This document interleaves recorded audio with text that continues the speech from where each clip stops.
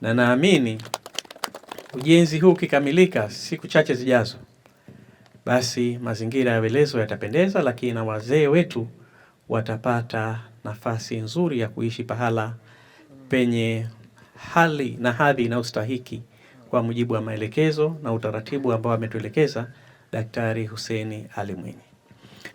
Katika kipindi hichi cha ujenzi, naamini changamoto za hapa na pale kama binadamu zitakuwepo, lakini hichi ni kipindi kifupi tu. Tunaambiwa baada ya dhiki ni faraja. Kwa hiyo inshallah tustahimili. Naamini mkandarasi wetu wamefikia 52% na tunawahimiza waendelee na spidi, na naamini watamaliza kwa muda tuliokubaliana. Hakuna matatizo, kila kitu kitaenda vizuri, na wananchi wa maeneo haya na wazee wetu wataendelea kunufaika na mradi huu. Wazee hawa lazima tuendelee kuwaenzi kama ambavyo Mheshimiwa Rais anaendelea kuwaenzi, na hii ni sehemu ya kuwaenzi wazee katika nchi yetu hii ya Zanzibar.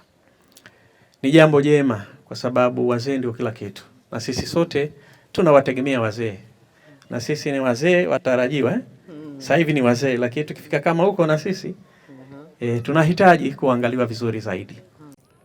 Ujenzi huu ambao tumekuja kukagua ni ishara ya maendeleo na msisitizo wa Daktari Hussein Mwinyi kutaka kuhakikisha kwamba wanafunzi wanasoma katika mazingira mazuri, lakini na walimu wanafanya kazi katika mazingira mazuri, kwa lengo la kupata mafanikio endelevu ya sekta hii ya elimu, tukiamini kwamba sekta ya elimu ndio injini ya kutengeneza wataalamu nchini.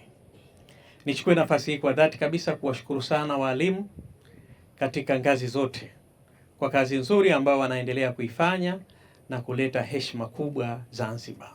Kwa hiyo vijana, mnayo nafasi kubwa ya kujiendeleza ili mfanye vizuri, hakuna shida. Nyinyi someni, tumeimarisha bodi ya mikopo, tumeweka fedha zaidi, kila mwaka bajeti tunaongeza pale ili wanafunzi wote waweze kusoma.